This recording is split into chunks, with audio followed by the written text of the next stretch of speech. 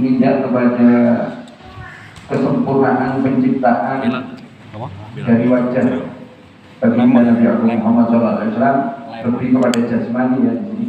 Kalau di sini masih mengenai wajah baginda, yang mana beliau Shallallahu Alaihi Wasallam itu paling tampan, paling sempurna, tidak ada kekurangan atau cacat sedikit pun, 100%, tidak 99,99, tidak 100 penuh.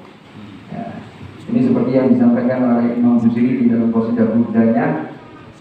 Walladzi tamamanahu rasulatuhu tsumma astafahu hadiban balikul nazami munazzahun an syarikin fi mahasinihi fajawharul husni fihi ghairu munqasimi. Imam Busiri mengatakan, Imam Busiri ini ada sebagian orang yang tidak senang sama Imam Busiri. Padahal kalau tingkatan Imam Busiri ini Masya Allah luar biasa. Orang yang memiliki mahabbah yang sangat besar kepada baginda Nabi Agung Muhammad SAW. Salah satu buktinya sampai detik ini namanya qasidah Burdah itu sudah terkenal seluruh penjuru dunia. Kalau jenengan bingung qasidah Burdah, mungkin yang paham ini Maulaya Sol itu. Maulaya Sholli wa sallim da'iman abada ala habibika khairil khalqi kullihim. Itu bagian dari Buddha. Nama keseluruhannya adalah Buddha. Yang Masya Allah ini banyak fadilah ya. Dari qasidah Buddha itu banyak fadilah. Termasuk si Sohib Buddha atau Imam Busiri. Dulu beliau itu kalau sekarang kena penyakit stroke, lumpuh, tidak bisa jalan. Kemudian di suatu malam beliau ini dikisahkan manaqibnya, sedikit saya ceritakan. Beliau memurnikan cintanya kepada Allah dan kepada Nabi Muhammad SAW. Maksudnya ketika saya mendengar kata memurnikan itu bingung dalam artian gimana maksudnya. Ternyata memurnikan itu tidak ada tendensi yang lain saja. Hanya kepada Allah, hanya kepada baginda Nabi Agung Muhammad SAW. Tidak ada urusan dunia atau urusan yang lainnya, tidak ada. Kemudian beliau menulis pujian kepada baginda Nabi Agung Muhammad SAW. Ketika selesai pujian itu, kemudian dibaca dengan sendiri oleh beliau. Kemudian beliau tertidur.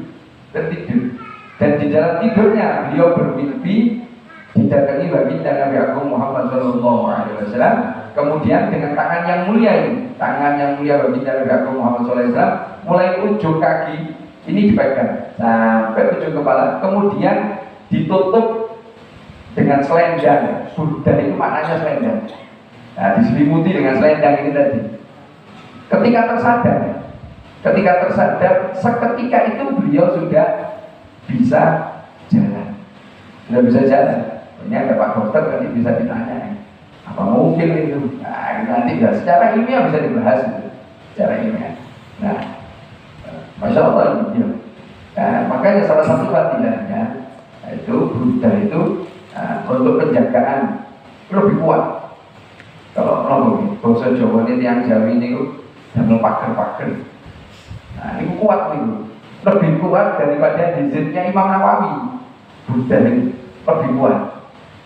Nah, kalau Guru Zaini Martapura itu mengingatkan, kalau kampungnya ingin aman, jangan sampai dalam satu minggu tidak dibacakan qasidah Buddha. Maulaya Sol itu. Dan banyak masih fadilahnya, sangat banyak. Termasuk ada salah seorang dari santri Al-Imam Al-Habib Husin bin Muhammad bin Husin, saudara daripada Mu'alif Sibtun Durur. Nah, Habib Husin bin Muhammad ini punya satu aktivitas di Masjidil Haram. Beliau membaca kitab Dalail Khairat. Apa kitab Dalail Khairat? Yaitu kumpulan-kumpulan sholawat.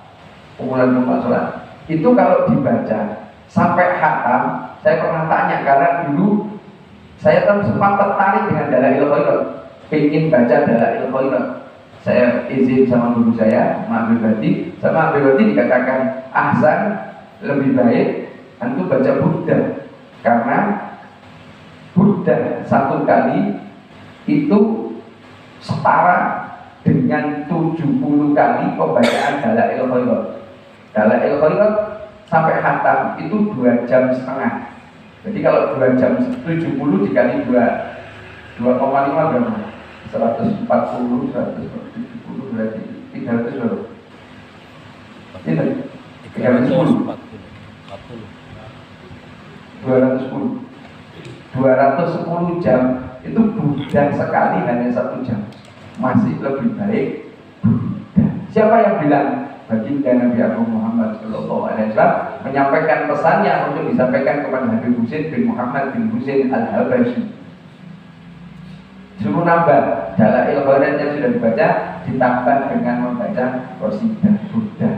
Nah ini saya sampaikan, tidak promosi, saya sampaikan kalau mau setiap malam Kamis di Gempelan baca budak. Tapi di tebel Gempelan itu tidak sepeda, tidak motoran, enak ngomong begini. Dikatakan Imam Muslim mengatakan bahwa kita mahmanahu wa suratuhu. Dia siapa? Baginda Nabi Agung Muhammad Sallallahu Alaihi Wasallam. Oleh Allah disempurnakan daripada penciptaannya. Tidak ada sedikit pun dari kekurangan. Paling bagus, paling tampan. Wajahnya paling tampan, jasmaninya paling bagus. Kalau ada berarti menjelaskan seperti pesanan orang pesen itu, ya, tidak ada kekurangan. Mustafa Habiban Bari'un Nazami. Kemudian Al-Mustafa siapa? Nabi Muhammad Sallallahu Alaihi Wasallam. Habiban dijadikan kekasih. Nah ini yang perlu kita pahami di sini. Bukan Nabi Muhammad berkehendak untuk dijadikan kekasihnya Allah, tapi Allah yang berkehendak. Seperti istilah Isra Mi'raj. Isra Mi'raj itu bukan Nabi Muhammad yang ingin, tapi Allah yang berkehendak untuk memperjalankan. Subhanalladzi asra bi 'abdihi lailan. Nah, asra di sini memperjalankan. Siapa yang memperjalankan? Allah Subhanahu wa ta'ala. Karena Allah yang ingin, berarti fasilitasnya disiapkan. Ada guide-nya malaikat Jibril, ada kendaraannya buruk. Dan di situ ditunjukkan sebagian dari kebesaran Allah Subhanahu wa ta'ala ketika Isra Mi'raj. Beda dengan Nabi Musa. Kalau Nabi Musa kan ingin ketemu dengan Allah, dikatakan oleh Allah, tidak mampu kamu ketemu saya. Tidak percaya, bahasanya wong Madiun nyengkel Nabi Musa nih. Nah, ngengkel ini kali Allah dijauh, wis delok gunung ibu, Allah menampakkan cahayanya. Ketika Allah tampakkan cahaya, gunungnya hancur. Gunung hancur, Nabi Musa semakut.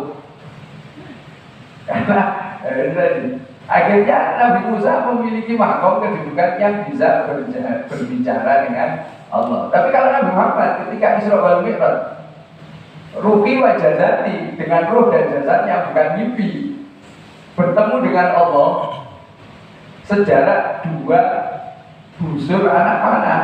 Ya, sangat dekat, ada busur segini lah. Jadi 2, sangat dekat. Yang selama ini tidak ada makhluk yang bisa dekat dengan Allah. Kenapa Nabi Muhammad? Karena Allah yang berkehendak. Buktinya malaikat Jibril, gaibnya, pimpinannya para malaikat ketika di Sidratul Muntaha, ya Rasulullah, saya tidak mampu terus, Anda jalan sendiri aja. Kalau saya maksa masuk, maka saya akan terbang. Padahal malaikat diciptakan dari nur, kok bisa terbakar? Nah, nanti pembahasan saya lagi. Tapi Nabi Muhammad yang mohon maaf, manusianya seperti kita tapi tidak sama. Jangan nyamakan, keliru nanti kalau yang makan. Wajib Nabi menungso, keliru, tidak sama. Beliau manusia, tapi tidak sama dengan kita. Karena beliau pilihan. Pilihannya siapa? Allah Subhanahu wa ta'ala.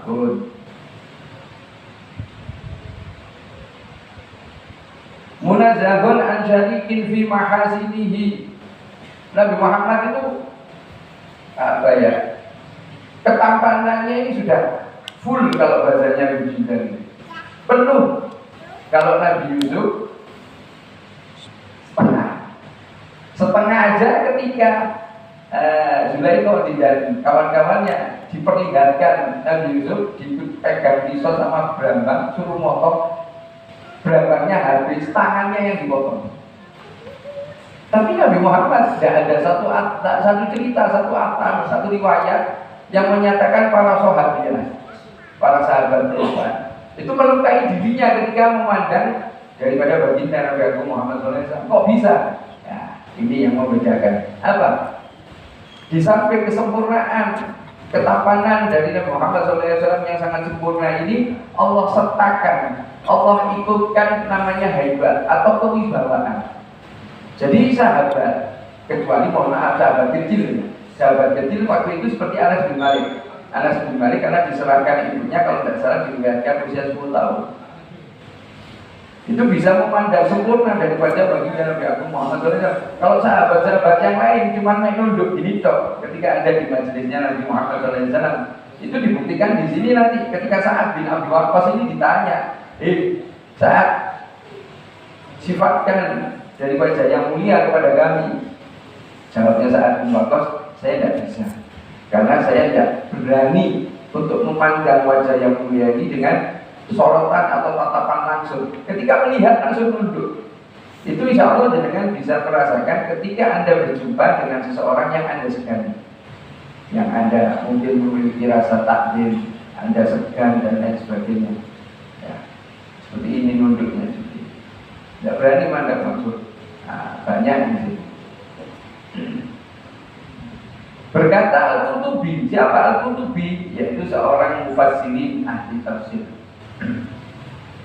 Beliau Al-Qutubi mengatakan, kenapa kita tidak bisa memandang sempurna wajah baginda Nabi Agung Muhammad Sallallahu Alaihi Wasallam? Ya, karena di sini dikatakan Imam Al-Qutubi berkata, karena penglihatan kita sangat terbatas, tidak mampu untuk memandang wajah baginda Nabi Agung Muhammad Sallallahu Alaihi Wasallam. Tapi ada satu cerita ya, yang mungkin jaraknya tidak jauh dengan kita. Beliau meninggal kurang lebih sekitar 1900 antara 93 kalau saya. Ya, beliau seorang muhaddis, sahabat dari penulis kitab ini, mu'alif kitab ini, yaitu seorang muhaddis dari Kota Malang. Beliau Profesor Dr. Abdullah bin Abdul Qadir bin Budi. Itu di dalam manakibnya ketika saya ambil call, saya tidak tahu tahun kemarin atau tahun kemarinnya lagi saya lupa. Itu diceritakan bahwa beliau Habib Abdullah ini minta kepada Allah untuk diizinkan berjumpa dengan Nabi ketika beliau Sallallahu Alaihi Wasallam masih pada masa hidupnya. Kadang kita ya, mohon maaf, kita mungkin pernah mimpi, kok katanya Rasulullah tapi wajahnya ulama, katanya Rasulullah ini kok tapi anak kecil. Nah, ini perlu saya beritahukan kepada panjenengan bahwa ketika seseorang ini bermimpi, kemudian ada yang mengatakan bahwa ini Rasulullah, ini Nabi Muhammad, atau yang bersangkutan beliau sendiri mengatakan anak Muhammad, anak Ahmad. Ketika ada perkataan seperti itu, insya Allah itu betul. Insya Allah itu betul. Tapi hati-hati ketika Anda bermimpi, kemudian mimpinya seperti ini, misal ketemu orang pakai jubah putih, pakai mungkin surban, pakai imaman, ya Pak jalan putih lah sedikit. Tapi kalau tidak ada pernyataan dari yang bersangkutan atau dari orang lain yang mengatakan ini Rasulullah, ini Nabi Muhammad atau anak Muhammad, anak Ahmad, maka Anda harus hati-hati. Kok bisa? Oh iya, ketika saya beberapa waktu yang lalu, kalau nggak salah 2 tahun yang lalu, itu ada beberapa orang yang datang ke rumah dan menceritakan perkara-perkara seperti itu. Kemudian yang orang di dalam mimpinya orang-orang itu, mohon maaf, semua kirim salam sama saya. Waktu itu saya agak kumpul, agak gede kepala. Waduh, dikirim salam, lupa putih, lupa jalan putih, dan lain sebagainya, dan lain sebagainya. Tapi ketika itu saya kurang pas, kurang nyaman. Akhirnya saya pergi ke Malang, saya tanyakan, saya takwilkan, saya minta takwil sama guru saya. Apa yang dikatakan ini? Beliau mengatakan kepada saya, hati-hati, orang nipu itu biasanya tampilannya baik, ngomongnya baik, nyuruhnya yang baik, tapi sedikit demi sedikit akan digeser semakin jauh. Beliau mengatakan, saya ceritakan, orang datang ini ceritakan ini dikirim salam sama anak, ini kirim salam sama anak. Beliau komentarnya itu, kita takwil komentarnya. Biasanya orang kalau nipu itu tampilannya baik, ngomongnya baik, dan nyuruh kepada perkara yang baik. Tapi suruh hati-hati, suruh hati-hati. Tapi kalau sudah ada seperti yang saya sampaikan, ada pertanda, ini Rasulullah, ini Nabi Muhammad, atau beliaunya anak Muhammad, anak Ahmad, maka insya Allah ini betul, insya Allah itu betul. Dan barang siapa yang mimpi bertemu Nabi Muhammad, insya Allah nanti akan akan bertemu secara sadar. Nah, bagaimana caranya? Macam-macam di sini caranya. Ada yang mengatakan memperbanyak sholawat, ada yang mengatakan hikmah kepada umat Nabi Muhammad, ada yang mengatakan melazimi daripada sunnah-sunnah Nabi Muhammad Sallallahu Alaihi Wasallam. Yang betul yang mana? Semuanya betul, semuanya lakukan. Insya Allah mohon sama Allah, minta sama Allah agar kita ini, mata kita tidak diharamkan oleh Allah untuk memandang wajah baginda Nabi Muhammad Sallallahu Alaihi Wasallam. Imam Qurtubi mengatakan seperti itu, terbatasnya daripada pandangan kita untuk bisa melihat daripada kesempurnaan atau ketampanan daripada baginda Nabi Muhammad Sallallahu Alaihi Wasallam. Nah, di sini dikatakan banyak hadis dari baginda Nabi Muhammad Sallallahu Alaihi Wasallam, banyak asar daripada sahabat yang mengatakan tentang kesempurnaan daripada wajah baginda Nabi Muhammad Sallallahu Alaihi Wasallam. Dan ini perlu kita garis bawahi, apa? Ketika kita meyakini itu benar, Rasulullah betul-betul tampan, tidak ada yang mumpuli, sempurna, paling baik, maka iman kita ini akan kokoh. Juga akan sebaliknya, ketika kita mohon maaf, ketika dikatakan Rasulullah sangat tampan, yoyo, dan alhamdulillah, sedikit ada keraguan, hati-hati. Pengaruhnya kepada apa? Kepada iman. Yang saat ini sudah banyak orang-orang yang geser imannya karena mereka tidak punya adab, tidak punya etika, tidak punya sopan santun, toto kromo kepada baginda Nabi Muhammad SAW. Salah satu contoh saya sebutkan. Dulu saya pernah diingatkan, ada guru saya Nabi Hadi bin Ali bin Hasan Al-Kam mengatakan, ketika antum baca sholawat, pakai kata Sayyidina. Kenapa begitu? Saya tanya kenapa? Merupakan salah satu bentuk penghormatan kita kepada beliau Sallallahu Alaihi Wasallam. Memang betul riwayat hadis yang meriwayatkan sholawat, ketika Rasulullah mengajarkan sholawat, hanya satu sholawat, yaitu sholawat umum. Itu yang dari Nabi Muhammad SAW langsung. Itu ada di kitabnya beliau juga. Kitab Sayyid Muhammad ada di At-Ta'afir Al-Muhammadiyah, salawat ummi diriwayatkan Sayyidina Abu Hurairah. Nabi Muhammad mengatakan, barang siapa yang sholat 2 rakaat di malam Jumat dengan membaca Al-Fatihah 1 kali, ayat kursi 1 kali, Al-Ikhlas 15 kali, kemudian membaca sholawat Allahumma sholli ala, kalau saya Sayyidina, tapi juga redaksi hadis itu tidak ada kata Sayyidina. Allahumma sholli ala Muhammad, Allahumma sholli ala Muhammad ini Nabiul Ummi. Saya tidak bisa ngomong Nabiul Ummi itu yang diriwayatkan Nabi Muhammad, memang tidak ada kata Sayyidinanya. Oh, berarti saya ikut Rasulullah. Tidak ada apa-apa kalau ada pemahamannya seperti itu. Tapi Anda beretika tidak sama beliau. Saya analogikan gini, kita punya orang tua. Anda berani nyebut orang tua Anda langsung dengan nama orang tua. Padahal kita orang Muslim, Jasa terbesar kita adalah Nabi Muhammad. Kalau kita sebagai anak, jasa terbesar kita orang tua. Tapi sayangnya Rasulullah kepada kita mengumpuli sayangnya orang tua kita kepada kita. Dan mohon maaf, kalau Anda baca sholawat, itu salah satu bentuk birrul walidain, salah satu tanda bakti kita kepada orang tua kalau kita baca sholawat. Nah kok bisa? Ya, karena Allah punya malaikat yang tugasnya hanya satu. Apa? Menyampaikan sholawat dan salam dari umatnya dengan mengatakan ya Rasulullah. Ya, dari situ untuk mungkin sini Haji Gazdar, umatmu yang bernama Haji Gazdar bin Bibit membaca sholawat kepadamu satu kali dengan menyebut nama orang tua kita di hadapan makhluk yang paling agung, makhluk yang paling disayang oleh Allah, merupakan satu kebanggaan bagi beliau yang ada di alam manusia. Makanya mohon maaf kalau kita punya salah sama orang tua, mohon maaf. Kalau orang tua kita masih hidup, semoga juga panjang umur kita tidak berhenti, menyehatkan jasmaninya, dibahagiakan hatinya, dimudahkan segala urusan. Orang tua kita yang sudah di alam barzah, semoga kesalahannya diberikan maghfirah oleh Allah, amal solihnya dikabul oleh Allah Subhanahu wa Ta'ala. Kalau kita punya salah kepada orang tua, yang mohon maaf orang tua kita sudah berada di alam barzah dan belum sempat memintakan maaf kepada beliau, orang tua kita, maka jangan tinggalkan membaca sholawat. Kenapa? Bisa jadi orang tua kita ketika namanya disebutkan di hadapan Nabi Muhammad SAW,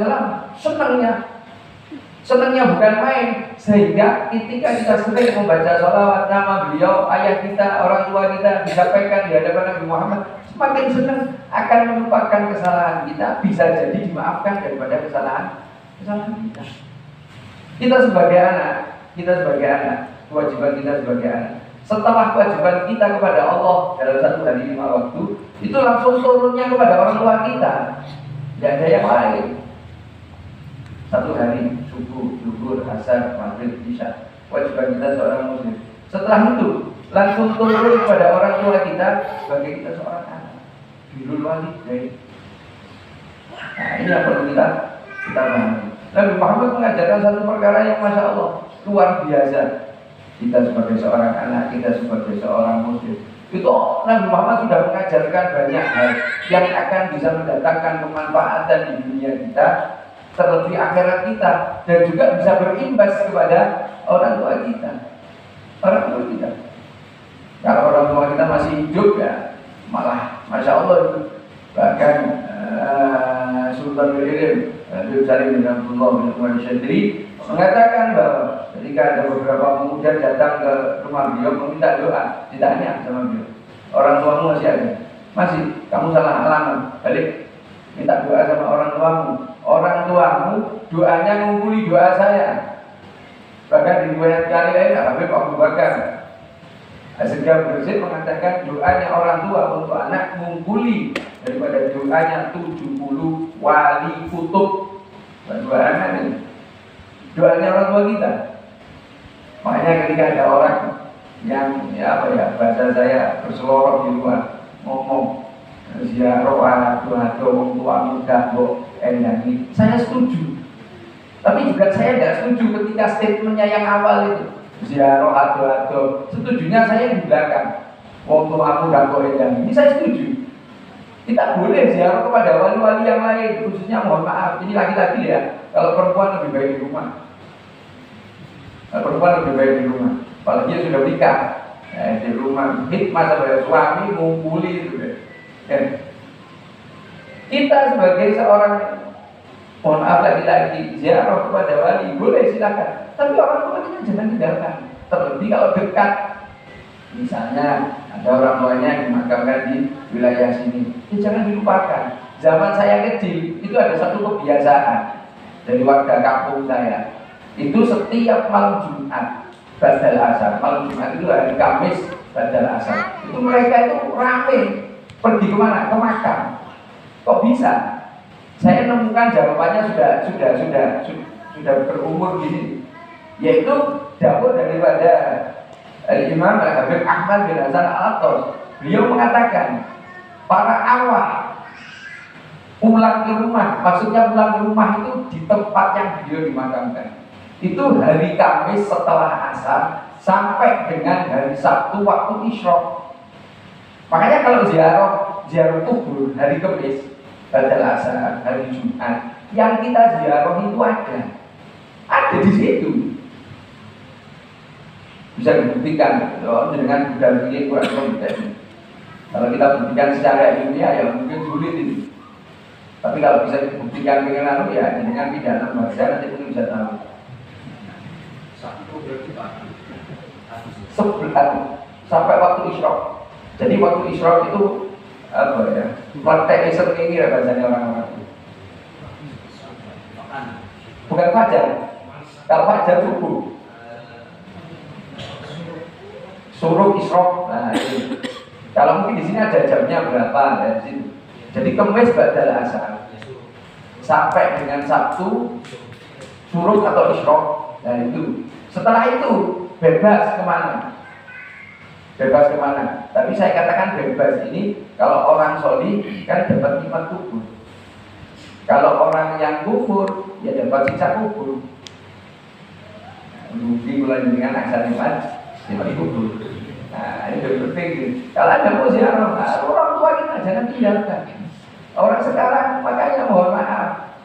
Ketika jenengan setelah pulang dari sini, Anda punya putra, punya putri. Jangan sampai putra putri Anda dan sepaham dengan Anda menganggap tuh boleh gak mau mati gak nyampe.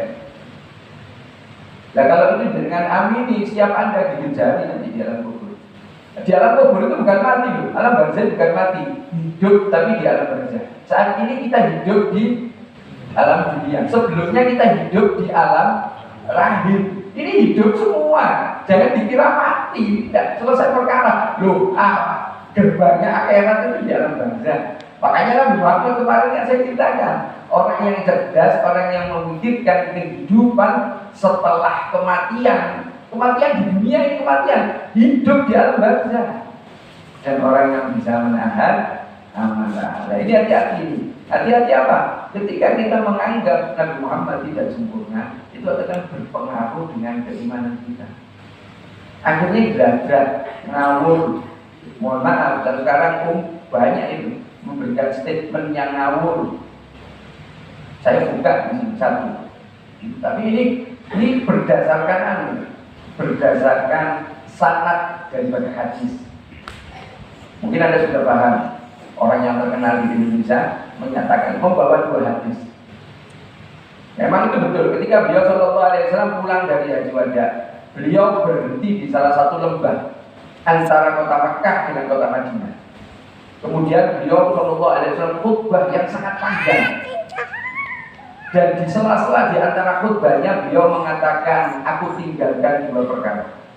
Yang ketika kalian berpegang ini tidak akan tersesat, ketemu di Telaga Haudh. Telaga Haudh itu telaganya Nabi Muhammad. Luasnya langit bumi. Luasnya langit bumi. Gelasnya sebanyak bintang di langit. Manisnya lebih daripada madu. Putihnya, jernihnya lebih daripada air yang jernih. Orang yang minum dari Telaga Haudh tidak akan haus selamanya. Tidak akan haus selamanya. Di mana Telaga Haudh? Setelah Sirat. Setelah Sirat. Kalau setelah Sirat otomatis mau masuk surga ini. Karena neraka ada di bawah Sirat ini. Makanya disifatkan orang yang lewat Sirat ini macam-macam. Ada yang kayak petir, ada yang kayak kilat, ada yang seperti naik kuda, ada yang berlari, ada yang berjalan, ada yang berangkat, ada yang ngesot, ada yang gelantungan. Lalu bilang dari ada yang ceblok, macam-macam di sini. Sirat ini tadi. Ya.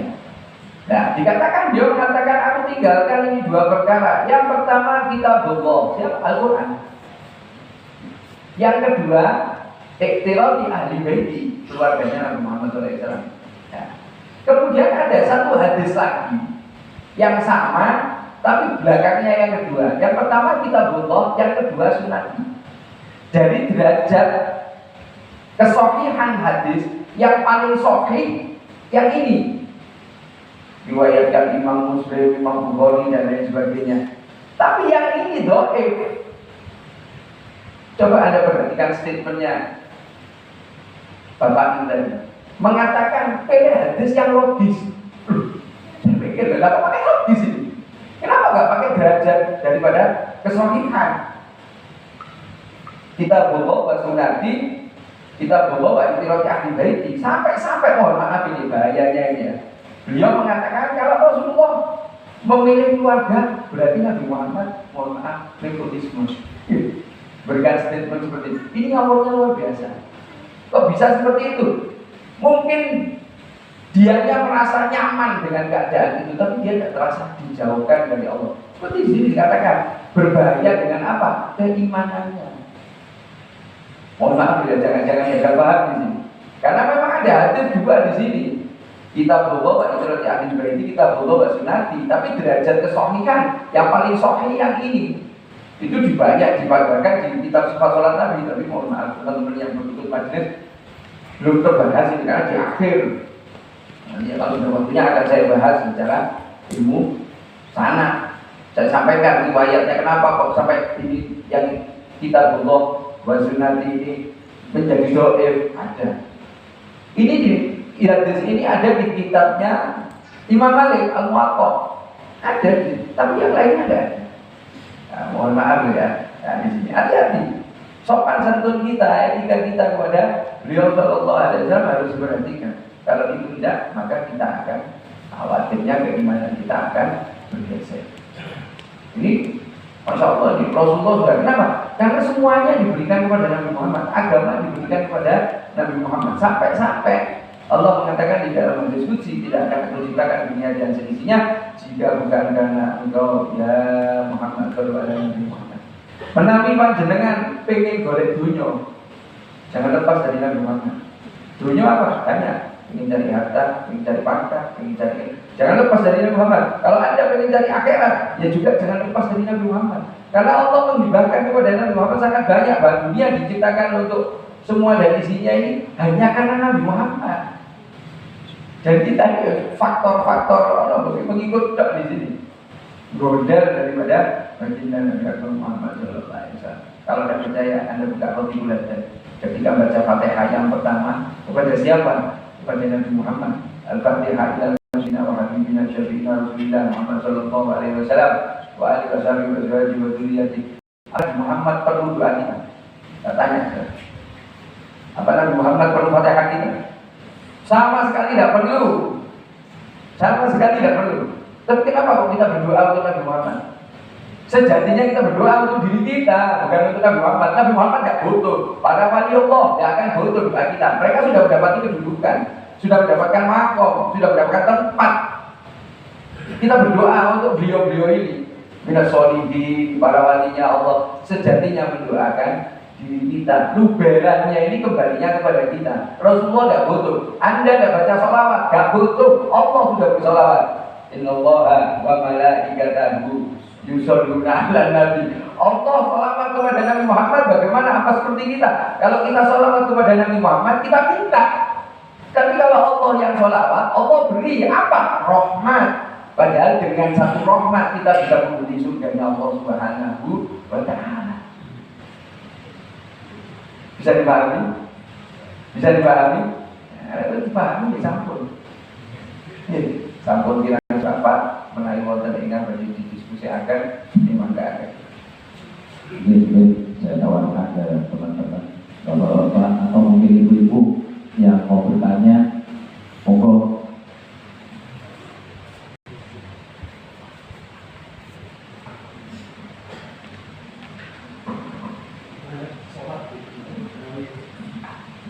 Saya sempat ikut imam, saya tidak tahu nanti sujud, saya ikut ternyata dia peserta itu dapat ada jamaah. Anda ikut sholat cuma tidak tahu ternyata tasyahud akhir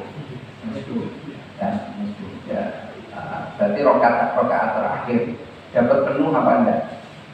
Dapat, meskipun tidak dapat penuh mendapati imam tasyahud akhirnya terakhir Allahu Akbar kemudian langsung duduk tasyahud, apakah dapat pahala jamaah? Karena Anda berniat menjadi makmum. Kalau Jumat misalnya kita musafir masuk masjid, ternyata sudah tidak berkhutbah, ternyata sudah tasyahud akhir.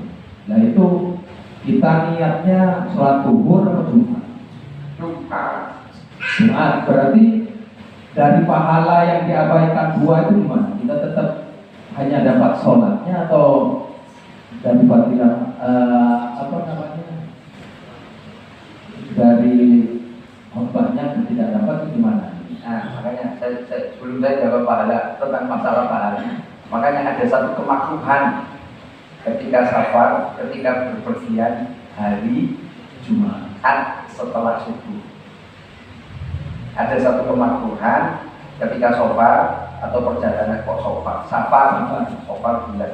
Ketika safar di hari Jumat setelah sholat subuh. Kalau mau ya belum sholat subuh, tidak mendapatkan kemakruhan. Akan berbeda. Contoh, ketika saya pernah alami dan saya tanya, bagaimana ketika saya pergi hari Jumat dapat kemakruhan? Niatnya kemana? Niatnya mau mengunjungi anak di pondok. Anak saya pondok di Pasuruan. Ya, itu niat aja dari rumah Madiun. Ya, niat pada subuh mau sholat Jumat di Masjid Sunsal Pasuruan. Niatnya sholat Jumatnya di Pasuruan, bukan niat ngegangi anak. Boleh afdol berapa jaraknya ini. Paham ya? Contoh lebih simpel lagi. Yang dari luar, kalau tadi dikatakan dari luar, seperti saya dari luar. Dari rumah saya sudah niat mau sholat jamaah maghrib di Gelun. Jadi perjalanan saya dari rumah untuk menuju sholat berjamaah, satu langkah menaikkan derajat, satu langkah menghapus kesalahan, satu langkah. Dan jadi kan numpak motor, yaudah, aduh anak mikir kangelan, Allah Ta'ala jualan dewi, gak bisa bingung-bingung. Paham ya? Nah, jadi untuk mengenai pahala tadi, ya kita pegangan sabar nama amal binian saja. Sudah niat mau sholat Jumat, nanti mau sholat ke masjid, mau niat sholat Jumat ya. Bagaimana dapat? Tidak, insya Allah dapat. Tapi dalam hukum, ketika mendapati dapat tasyahud akhir ini, alangkah lebih baik afdolnya berdiri lagi sholat zuhur. Ya, sampai lagi gitu. Terus tidak apa-apa. Ini darurat, misalnya ini permisalan saja, Bu. Saya ingin pisah dari berjemaah pada saat sholat, terus saya itu punya ketak hati, saya ingin pisah dari jemaah karena darurat. Daruratnya begini. Pada saat takbir mengikuti imam, ternyata surat yang dibaca panjang. Terus pergerakan antar pergerakan itu sangat lambat. Nah, ternyata setelah perjalanan satu rakaat di sholat isya itu, panggilan datang bahwa pesawat akan datang. Nah, ini saya mau mengambil langkah ini. Saya ingin keluar karena kalau saya mengikuti makmum ini, berarti saya sudah ketinggalan yang mengikuti imam, berarti saya sudah ketinggalan pesawat. Terus saya ingin pisah, sholat kita mau ingin sholat sendiri. Nah ini yang harus kita lakukan apa? Yang ini yang sudah dalam hati, jangan banter loh ya. Saya pisah, batal sholat. Dalam hati kok, kalau pakai bahasa Arab, mufarokoh. Berarti itu budaknya mufarokoh, berarti anggotnya. Mufarokoh itu kata pisah. Kita melepas dari jamaah. Iya, lepas dari jamaah mufarokoh. Kalau lepas dari rumah tangga, pirok, cerai, pegat.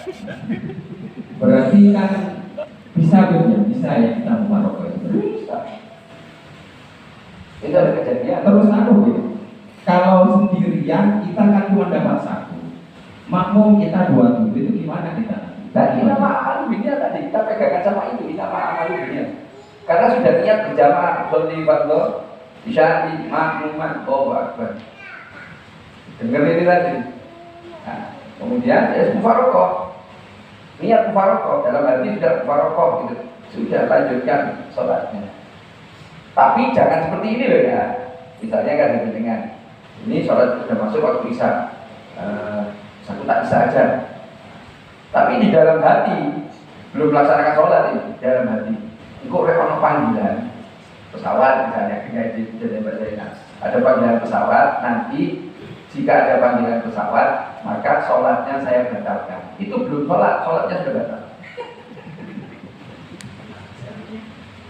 Ya, belum sholat, sholatnya batal. Sama nunggu tamu, ditunggu, gak ada datang, asar mau habis, itu asarnya.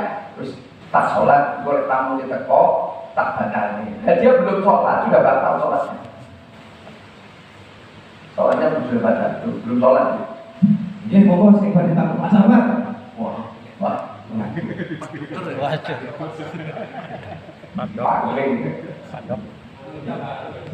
Ada dua kasus. Yang pertama, saya nggak tahu pengalaman duduknya itu bagaimana terkait dengan di dalam satu masjid, terus ada yang imamnya banyak gitu. Maksudnya ada yang sholat sendiri berjemaah, terus berdiri berjemaah juga. Kalau biasa saya pernah dengar itu yang paling bagus memang yang mengikuti yang ada. Imamnya ada yang sudah sholat berjemaah satu rombongan. Terus ada lagi. Jadi dalam satu tempat, dalam satu masjid itu banyak jemaah yang berjemaah sendiri.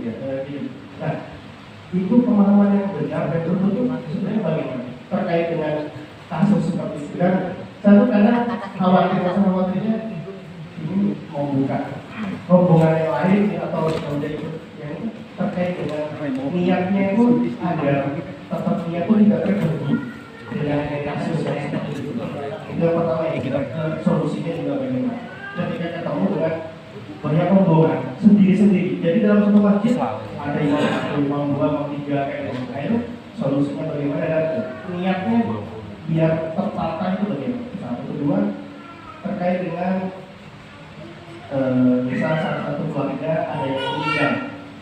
Terus ketika kita lihat ternyata misal keluarga si A, ibunya ternyata setelah dilihat dalam 3 hari itu belum sholat karena sakitnya, karena sakitnya belum nggak ada sholat dalam 1 hari.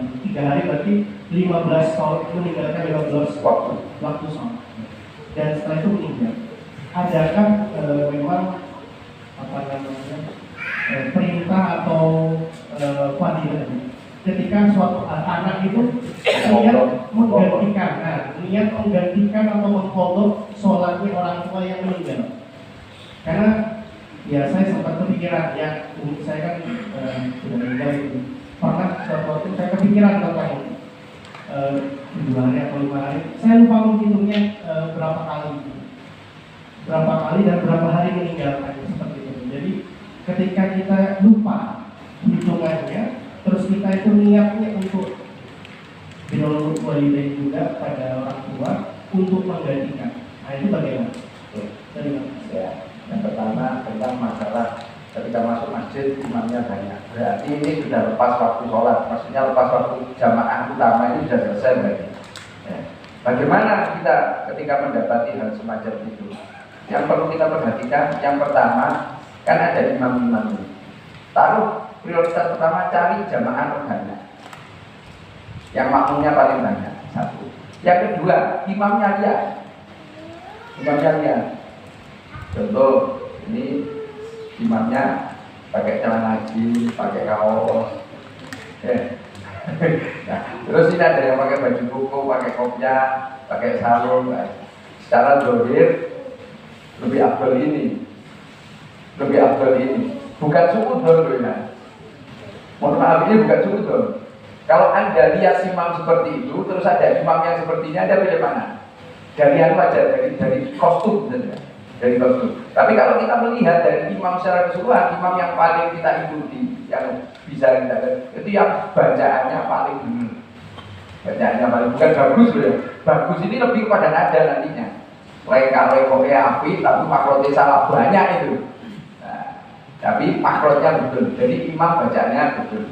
Ya, jadi menurut saya cari yang jamaahnya paling banyak dan imamnya bisa dipertimbangkan. Nah, semacam itu. Kalau ini tidak ada, maka Anda buat sendiri. Buat sendiri. Bukan sumudon. Kalau sumudon ini, oh, ini pakaiannya elek, oh mesti elek. Nah, itu sumudon ini sudah. Tapi jangan, kita lihat dari kostum ini. Jadi, oh ya inilah yang lebih diprioritaskan, lebih afdol, lebih utama dari etika, menjaga, dan semacam itu. Dari jamaah. Sudah, Pak Dokter ya. Yang pertama itu. Solusinya, pilihnya seperti itu. Kalau semuanya bisa dipilih, maka Anda buat jamaah sendiri, meskipun hanya dengan satu. Mungkin dengan yang sudah seperti ini, jamaah ya sudah sama istri, sama siapa, jamaah. Terus yang kedua tadi untuk mengganti, mengkodok daripada sholatnya orang lain atau orang tua. Ini saya saya lebih kepada kita memperbanyak ketaatan kepada Allah.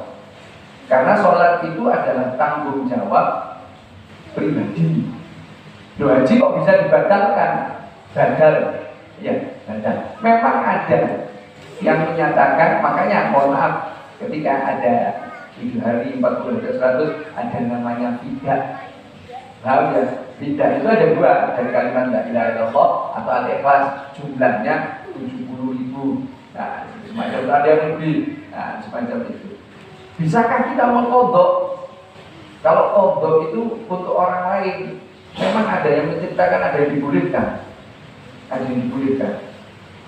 Tapi kalau saya lebih kepada menjalankan tugas kita sebagai seorang anak birrul walidain, yaitu lebih kepada minta kepada Allah.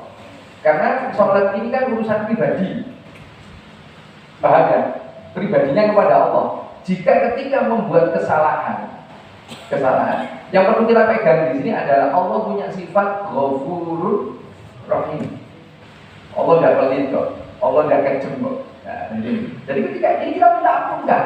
Makanya mohon maaf, tadi saya katakan di awal kewajiban kita kepada Allah sebagai seorang muslim 1 hari 5 waktu. Setelah itu turun kepada orang tua. Maka guru saya mengingatkan, ketika antum mendoakan orang tua, jangan sampai kurang dari 5 kali. Cari waktu yang mustajab, mungkin setelah azan sampai dengan iqamah, setelah sholat, sepertiga malam terakhir, waktu antara maghrib dengan isya. Itu waktu-waktu istimewa. Jangan sampai kurang 5 kali. Guru saya ngajari kalau kita mendoakan orang tua, Robbi fili wali walidai, Robbi fili wali walidai, Robbi fili wali walidai, Robbi fili wali walidai, Robbi fili wali walidai, ya warhamhuma kama rabbayani shaghira. Pernah waktu polnya abah saya pertanyaannya hampir sama dengan Pak Dokter ini. Kemudian Habib minta saya baca, coba doakan orang tua abahnya antum 5 kali.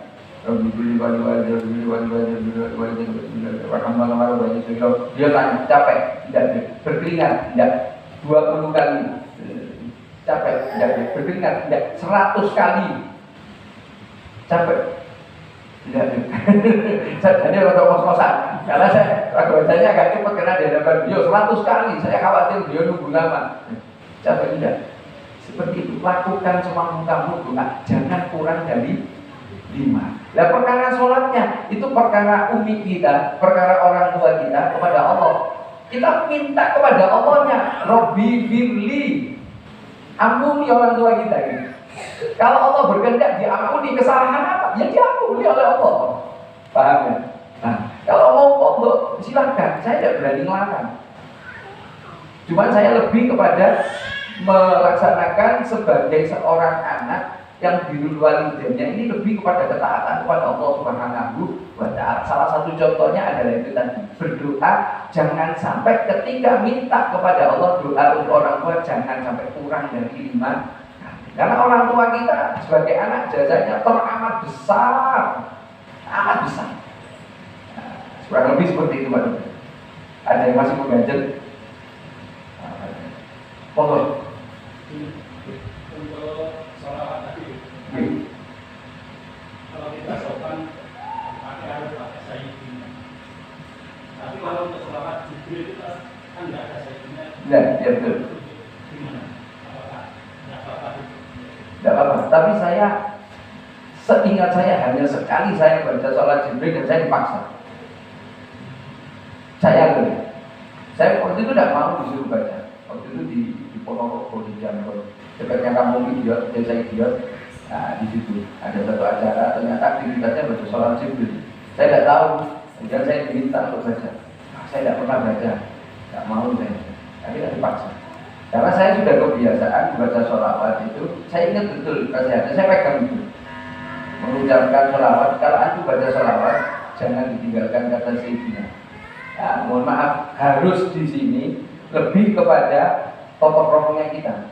Wong kita, saya analogikan kita sama orang tua aja, kita manggilnya Pak, Bu, ada gelar yang diikutkan. Kita tidak langsung manggil nama orang tua, kecuali anak yang muda-muda ya. Anak yang muda-muda di atas yang kurang ajar. Sama orang tua langsung manggil nama. Nah ini ya. Khilaf perbedaan pendapat. Rasulullah mengajarkan seperti ini, ya betul. Anda kalau ingat peristiwa ketika baginda Nabi Agung Muhammad SAW sakit, ditunggu dan datang-datang waktu sholat, akhirnya Sayyidina Abu Bakar jadi mana? Kemudian ketika akan sholat, Rasulullah datang, Sayyidina Abu Bakar mundur, dilarang oleh Nabi Muhammad SAW. Dilarang. Tapi mohon maaf, Sayyidina Abu Bakar membangkang karena Sayyidina Abu Bakar mengatakan tidak pantas saya jadi imamnya Nabi Muhammad SAW, mundur meskipun dilarang. Dia melanggar larangannya Rasulullah dalam bentuk apa? Etika, sopan santun, tokoh promonya Sayyidina Abu Bakar mundur. Tetap akhirnya Nabi Muhammad menjadi imam. Kurang lebih seperti itu. Jadi mungkin saudara muslim kita banyak mengatakan tidak perlu, kan Rasulullah tidak ajarkan. Betul, Rasulullah tidak ajarkan. Karena sholawatnya tidak ada, hanya sholawat ummi. Rasulullah mengatakan Allahumma sholli ala Muhammad bin Nabi ummi. Ada seperti itu. Nah, kita umatnya, kalau ikut saya mengatakan saya khususnya, karena guru saya sudah mengingatkan saya sebagai bentuk penghormatan, jangan ditinggalkan kata Sayyidina. Jadi ketika saya baca, saya punya rutinan sholat ummi setiap malam Jumat di Ponorogo atau di Bali, itu saya masukkan kata Sayyidina di setiap bacaan sholat. Tapi redaksinya nggak ada kata Sayyidina. Itu bisa dicek di kitab Al-Bunyah karangan Syekh Abdul Qadir Al-Jilani, juga bisa dicek di At-Ta'qil Al-Muhammadiyah karangannya Syekh Muhammad. Itu ada juga. Bisa. Ada yang lain? Cukup?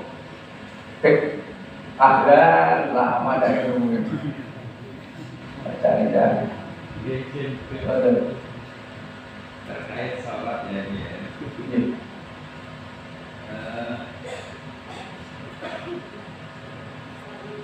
Pada saat habis sholat maghrib ini kejadian soalnya. Ini sholat ba'diyah. Sudah sholat ba'diyah, sudah 1 rakaat, tapi terus ada yang ngomong, mau makmum. Terus gimana ini? Jadi kalau ada yang lepuk ikut jadi makmum, ini sholatnya ba'diyah. Dia mungkin sholat maghrib lah, seperti itu. Apakah boleh? Boleh. Sholatnya sama, kecuali ini ada sholat jenazah. Ini sholat asar, makmumnya sholat asar tidak boleh. Sholatnya tidak sama. Kenapa? Sholat jenazah tidak ada ruku, tidak ada sujud. Kalau sholat asar ada sujud, ada ruku. Kalau sholatnya sama, maksudnya sama gerakannya, maka boleh. Yang belakang fardu, yang depan sunnah boleh. Asal yang ini imam ini rokaatnya tidak lebih dari makmum. Terus niatnya itu diperbarui. Siapa? Bacaannya dijaharkan. Boleh dijaharkan, boleh tidak dijaharkan pun boleh. Niatnya imam ya. Loh, enggak, kan jenengan sudah sholat ba'diyah. Terus ditepuk, makanya jenengan dapat jamaah. Dia dapat jamaah, fadilah jamaah karena dia makmuman. Dan saya ingatkan, kalau sholat seperti itu tidak harus nepuk. Bahayanya Kalau orangnya ini lagi konsentrasi, khusyuk, ditepuk tangan, ganggu, bisa jadi keharaman. Karena ganggu ini hukumnya haram. Terus bagaimana? Ya langsung di samping saja seperti itu. Ini imam, ini sholat. Saya katakan imam sholat. Terus dengan mau sholat, ini sholat sunnah, badiatan. Nah, dengan datang terlambat, mau sholat misalnya mau badian dulu, dengan mau dulu, langsung aja duduk. Langsung aja berdiri di sampingnya, tidak usah nempuk dan niatkan Anda menjadi makmum. Allahu Akbar, usolli fardhu zuhri makmuman. Pun Anda menjadi makmum dan berjamaah. Paham? Contoh lagi yang tidak boleh seperti ini. Misal Anda seorang musafir mau kosor. Kosor itu dirindas. Ini.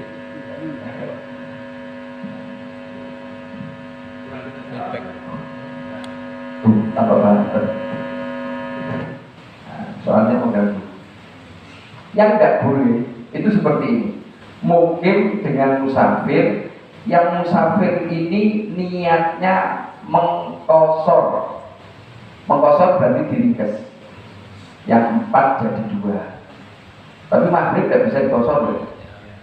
1,5 rukuk tok salam. Subuh tidak boleh. Dan bisa rakaat tidak boleh. Yang bisa dikosor zuhur, asar sama isya. Nah, mukim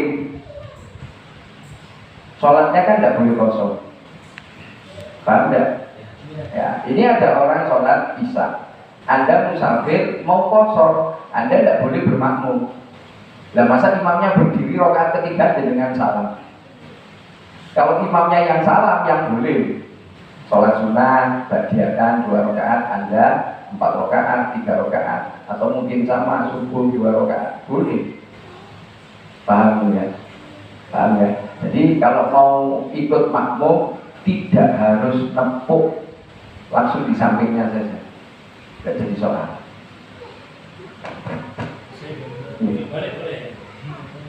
Dibalik gimana? Boleh. Boleh. Kalau yang kosor jadi imam, boleh. Jadi salam, naik lanjut. Kayak kemarin saya dari Solo berhenti di tempat peristirahatan. Saya mau sholat, ada orang, saya ikut jamaah, saya kosor, beda ya, mungkin dia tidak paham. Oh gini aja, tidak apa-apa, nanti saya salam dengan nambah sendiri. Nah, paham. Nanti kalau jelaskan buka kelas fikih lah. Ada lagi? Ada lagi? Palas, cukup? Dan oke.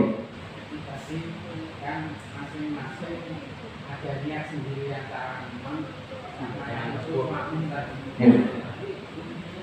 Kalau itu masing-masing imam maupun makmum tadi mempertahankan niatnya masing-masing. Karena tidak tahu. Iya betul. Ini tetap usolli sunatan badiatan misal. Badiatan. Enggak menjadi imam, enggak tahu. Terus ini yang jadi makmum harus mengucapkan makmuman karena dia menjadi makmum. Harus ini. Dan ini sholat seperti biasa. Dapat fadilah jamaah, dapat. Dua-duanya insya Allah dapat. Pak, ampun. Mau balik? Oh, tidak perlu. Tidak perlu perubahan. Tidak perlu perubahan itu. Ahdal habli wa alihi wa sahbihi adada tasrifuhbi walhamdulillahi bil bad'i wa tanani subhanakallahumma wa bihamdika asyhadu an la ilaha illa anta astaghfiruka wa atubu ilaik.